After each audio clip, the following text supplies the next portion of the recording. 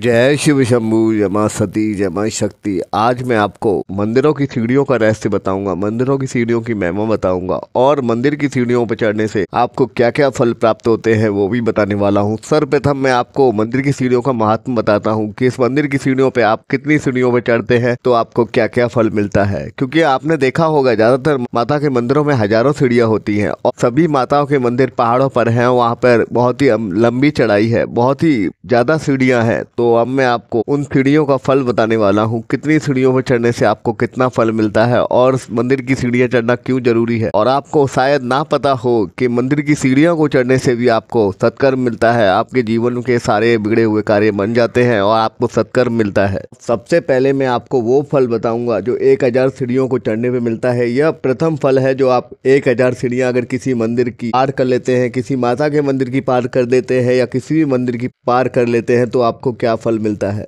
प्रथम जो फल है, यदि आप किसी भी मंदिर की अगर 1000 सीढ़ियां पार कर लेते हैं तो आपकी सर्व मनोकामना पूर्ति होती है और आपके सर्व मनोरथ सिद्ध होते हैं, आपका हर विघ्न हर बाधा मुक्त हो जाती है।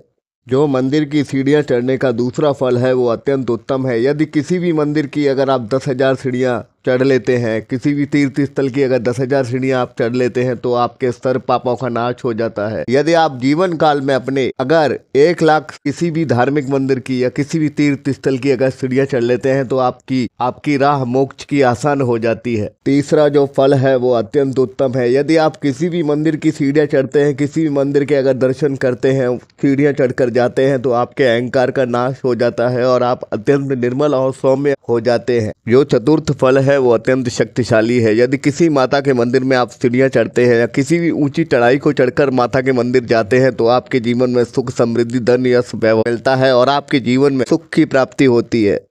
पांचवा फल है वो अत्यंत उत्तम है। आपको मानसिक स्वास्थ्य और आपका शारीरिक स्वास्थ्य और आपको हृदय से संबंधित बीमारियां नहीं होती हैं यदि आप निरंतर मंदिर की सीढ़ियां चढ़ते हैं और निरंतर माता के दर्शन करते हैं या किसी भी मंदिर में सीढ़ियां चढ़ के जाते हैं और आप दर्शन करते हैं।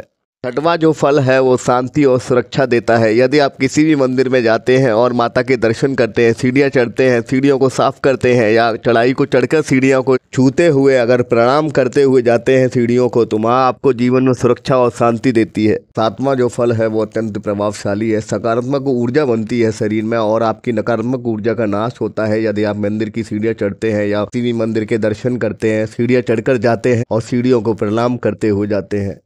आठवां जो फल है मंदिर में सीढ़ियां चढ़ने का, पुराने जन्मों के विकार, पुराने जन्मों के कर्मदंड करते हैं और उन्हें कर्मदंडों से मुक्ति मिलती है यदि आप मंदिर में सीढ़ियां चढ़ के जाते हैं, मंदिर को प्रणाम करते हैं और सीढ़ियों को प्रणाम करते हुए जाते हैं। नौवां जो फल है मंदिर में सीढ़ियां चढ़ने का, भगवान आपको आशीर्वाद देते हैं और आपके हर मनोरथ, आपके हर कार्य को सिद्ध करते हैं। उस आशीर्वाद से आप जीवन में सदगति, उन्नति, तरक्की पाते हैं यदि आप मंदिर में सीढ़ियां चढ़ते हैं या मंदिर में सीढ़ियां चढ़ के जाकर दर्शन करते हैं और सीढ़ियों को प्रणाम करते हुए जाते हैं।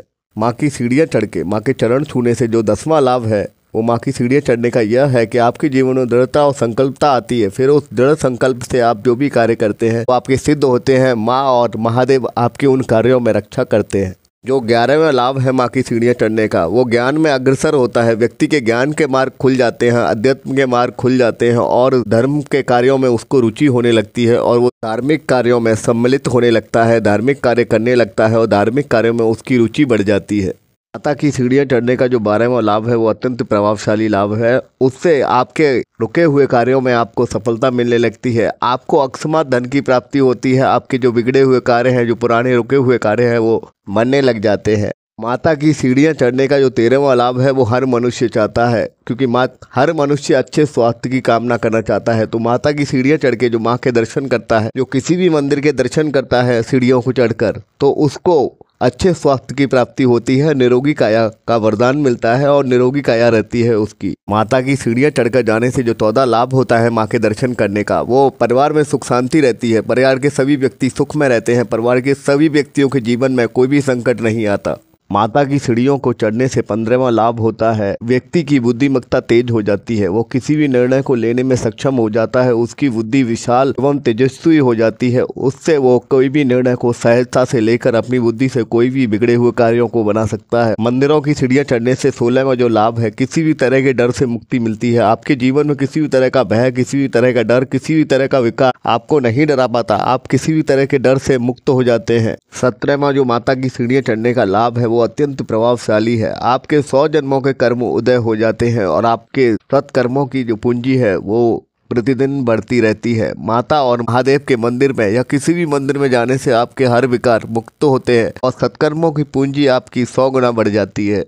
माता की सीढ़ियां चढ़ने से जो 18वां लाभ है, उसमें आपको सुख, समृद्धि, धन, यश, वैभव और मोक्ष की प्राप्ति होती है। आप मोक्ष की तरफ अग्रसर हो जाते हैं, मोक्ष के मार्ग में आ जाते हैं। और यदि आप नाम जप करते हैं, जय मां सती बोलते हैं, जप नाम जय मां सती बोलते हैं, तो आपके हर बिगड़े कार्य बन जाते हैं। माता की सीढ़ियों को चढ़े, किसी भी मंदिर की सीढ़ियां चढ़ने से आपके जीवन अच्छा ही होता है, सदगति मिलती है। और ये 18 मैंने आपको लाभ बताए हैं, ये इसीलिए बताए हैं ताकि आप मंदिरों की सीढ़ियों को चढ़े, उनको नमन करें, उनको प्रणाम करें, उन्हें साफ करें। और मंदिरों की सीढ़ियों की महत्व आज आपको इसीलिए समझाया है ताकि आप भी कर्म को करके लाभ उठाएं। क्योंकि बहुत से लोग मैंने देखे हैं, घोड़ा, पालकी और इत्यादि चढ़ाइयों पर चढ़ने का जो फल है किसी और को ही दे देते हैं, किसी और के ही भाग्य में डाल देते हैं और उन सत्कर्मों का लाभ किसी और के ऊपर दे देते हैं, किसी और को भी उन सत्कर्मों का लाभ दे देते हैं जो उन्हें नहीं देना चाहिए। अब आपको पता चल गया है, किसी भी मंदिर की चढ़ाई चढ़ने से या किसी भी ऊंची चढ़ाई चढ़ने से, किसी भी मंदिर की सीढ़ियां चढ़ने से आपको क्या लाभ होता है। यह जानकारी आपको मैंने इसीलिए बताई है ताकि आप अपना पुण्य अपने भाग्य में लें, अपना पुण्य किसी और को न दें। बेशक आप उससे पैसा दे रहे हैं, आपकी जगह कोई और चढ़ रहा है, आपकी जगह कोई और चढ़ाई चढ़ रहा है, आपकी जगह कोई और सीढ़ियां चढ़ रहा है, तो वो आपके भाग्य का सत्कर्म भी ले रहा है।